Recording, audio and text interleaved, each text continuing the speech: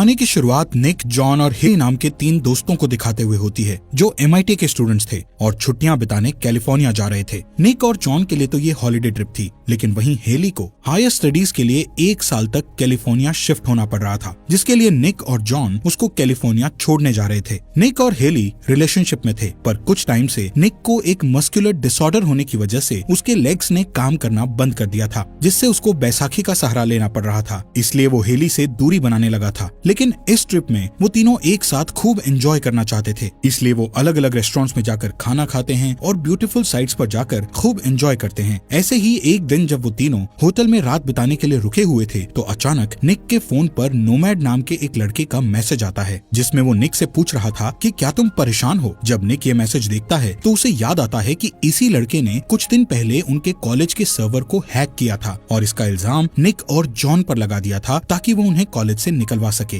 निक तुरंत जॉन को उठाकर उसको सारी बात बताता है। तभी नोमैड हेली के लैपटॉप को भी हैक करके उनको और भी उकसाने वाले मैसेजेस करता है ताकि वो लोग गुस्से में आकर उसे रिप्लाई करें, जिससे वो दोनों नोमैड का लोकेशन ट्रैक करने लगते हैं और कुछ टाइम बाद वो नोमैड की लोकेशन ट्रैक करने में कामयाब हो जाते हैं। वो देखते हैं कि उसकी लोकेशन उनके होटल के आसपास के एरिया में ही है। अगले दिन निक हेली के पास जाकर उसे कहता है कि मेरी लेग्स बहुत खराब होती जा रही है और कुछ दिनों बाद शायद मुझे व्हील चेयर पर भी बैठना पड़ जाए, इसलिए मैं नहीं चाहता कि मेरे साथ रहकर तुम्हारी जिंदगी बर्बाद हो जाए। निक की तरह हेली भी उसे बहुत प्यार करती थी, लेकिन निक की ये बात सुनकर उसका दिल टूट जाता है। इसके बाद वो तीनों नोमैड की लोकेशन पर जाने लगते हैं, लेकिन वहाँ पहुँचते पहुँचते उन्हें रात हो जाती है। वहाँ पहुँचने पर वो एक उजाड़ से खंडर जैसे दिखने वाले एक घर को देखते हैं। निक और जॉन अपना कैमरा लेकर हेली को कार में ही बिठाकर उस घर के अंदर चले जाते हैं, लेकिन वहाँ उन्हें कुछ पुराने टूटे फूटे सामान के अलावा और कुछ भी नहीं मिलता। तभी बाहर से उन्हें हेली के चीखने की आवाज सुनाई देती है, जिससे वो तेजी से कार के पास जाते हैं। वो देखते हैं कि हेली कार में नहीं है। इधर उधर देखने पर उन्हें एक जगह हेली खड़ी दिखाई देती है, लेकिन अगले ही पल हेली को कोई चीज ऊपर की तरफ खींच लेती है और फिर एक तेज रोशनी निक और जॉन की आंखों पर पड़ती है, जिससे वो बेहोश हो जाते हैं। कुछ देर बाद जब निक को होश आता है तो वो खुद को एक व्हील चेयर पर बैठा पाता है। तभी वो अपने हाथ पर कुछ नंबर्स लिखे देखता है, जो कि थे 2, 3, 5, 41। ये देखकर निक को कुछ समझ में नहीं आता कि वो इस वक्त कहाँ पर है, वो इस जगह कैसे पहुंचा और उसके दोस्त कहाँ पर हैं। वो चारों तरफ देखने लगता है, लेकिन जॉन और हेली उसे कहीं पर भी दिखाई नहीं देते। उसी वक्त एक आदमी आकर उसे एक डॉक्टर के पास ले जाता है, जिसका नाम डेमन था। वहाँ पर निक नोटिस करता है कि डॉक्टर और बाकी के वर्कर्स ने सबने प्रोटेक्टिव सूट पहना हुआ है। डॉक्टर डेमन उसे बताते हैं कि तुम लोग जिस घर में गए थे वो घर असल में एक एलियन का था और उस घर में जाने के कारण तुम इन्फेक्टेड हो गए हो, इसलिए तुम्हें यहाँ ट्रीटमेंट के लिए लाया गया है। जिसके प्रूफ में डॉक्टर उसे वो रिकॉर्डिंग भी दिखाता है जो निक और जॉन रिकॉर्ड कर रहे थे। उसमें हेली के गायब होते वक्त पेड़ के पीछे एक एलियन दिखाई दे रहा था। ये देखकर निक काफी डर जाता है। उसे कुछ भी समझ में नहीं आता कि आखिर ये सब क्या चल रहा है।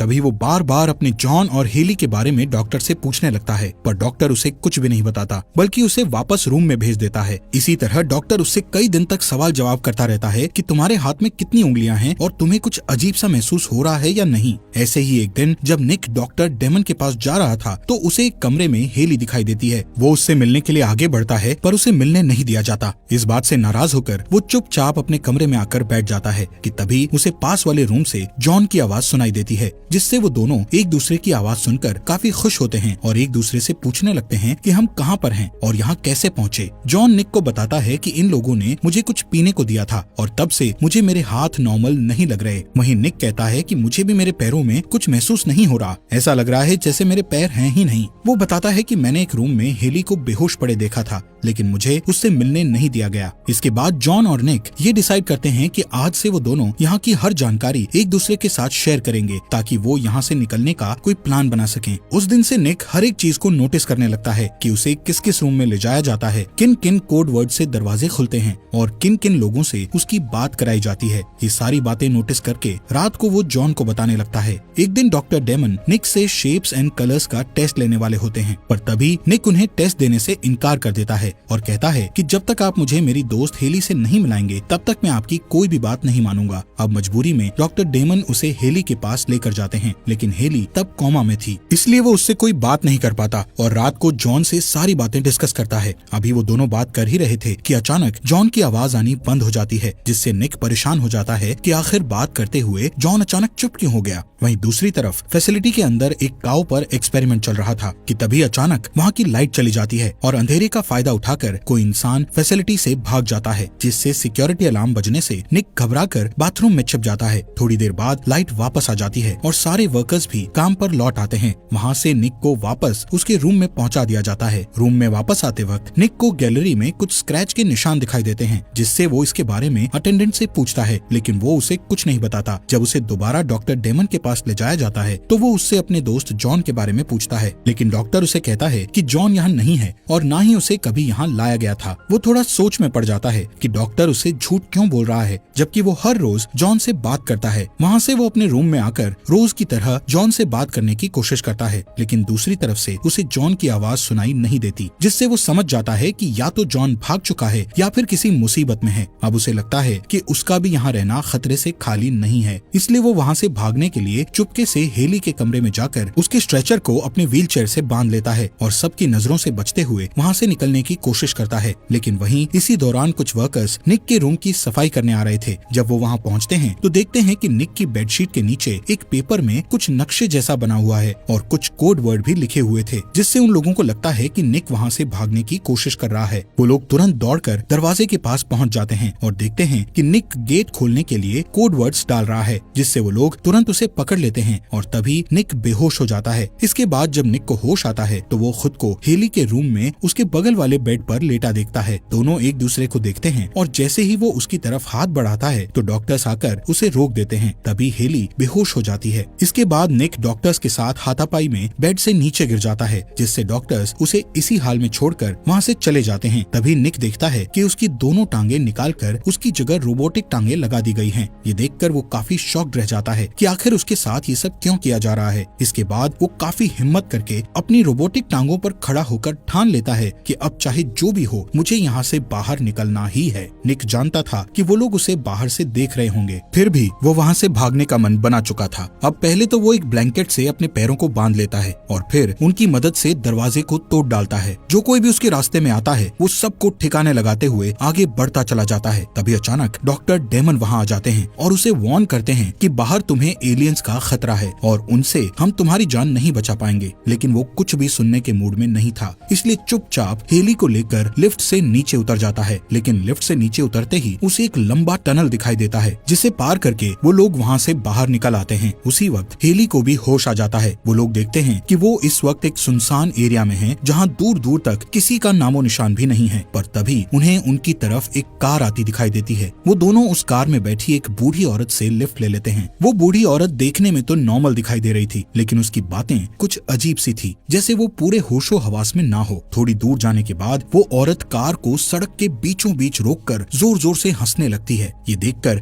निक और हेली डर कर कार से उतर जाते हैं और पास के एक गैस स्टेशन पर चले जाते हैं। वहाँ निक हेली को एक ट्रक पर बिठाकर टेलीफोन बूथ में अपनी फैमिली को कॉल लगाने जाता है, लेकिन उस एरिया में नेटवर्क ही नहीं आ रहा था। वहीं टीवी में उन दोनों के फैसिलिटी से भागने की खबर दिखाई जा रही थी। तभी बाहर ट्रक का ड्राइवर हेली को अपने साथ लेकर ट्रक से उसे वापस फैसिलिटी ले जाने लगता है। ये देखकर निक तुरंत दौड़ता हुआ उस ट्रक का पीछा करने लगता है और कुछ ही सेकंड्स में वो ट्रक तक पहुंच भी जाता है। लेकिन ट्रक ड्राइवर ट्रक का दरवाजा खोलकर उसे नीचे गिराकर ट्रक की स्पीड बढ़ा देता है। लेकिन निक फिर से दोबारा खड़े होकर अपने रोबोटिक पैरों से और भी तेज दौड़ने लगता है और कुछ ही सेकंड्स में दोबारा ट्रक तक पहुंच जाता है। ये देखकर वो खुद भी हैरान था कि उसके रोबोटिक पैरों में इतनी ताकत है। इधर ट्रक ड्राइवर कुछ कर पाता उससे पहले ही हेली उसी के गन से उसको गन पॉइंट पर लेकर ट्रक रुकवा लेती है और फिर वो दोनों ट्रक लेकर वहाँ से चले जाते हैं। वहीं दूसरी साइड डेमन अपने साथियों के साथ उन्हें ढूंढ रहा होता है। रास्ते में वो उसी लेडी से मिलता है जिसने निक और हेली को लिफ्ट दी थी। वो लोग उस औरत से पूछताछ करते हैं, लेकिन वो उन्हें कुछ खास जानकारी नहीं दे पाती। वहीं निक और हेली देखते हैं कि आगे का रास्ता खत्म हो चुका है, वो आगे नहीं जा सकते, इसलिए मजबूरन उन्हें ट्रक मोड़कर दूसरा रास्ता लेना पड़ता है। पर थोड़ी दूर चलने के बाद उन्हें ऐसा लगता है कि वो वापस उसी रास्ते पर चले जा रहे हैं जहाँ पहले गए थे।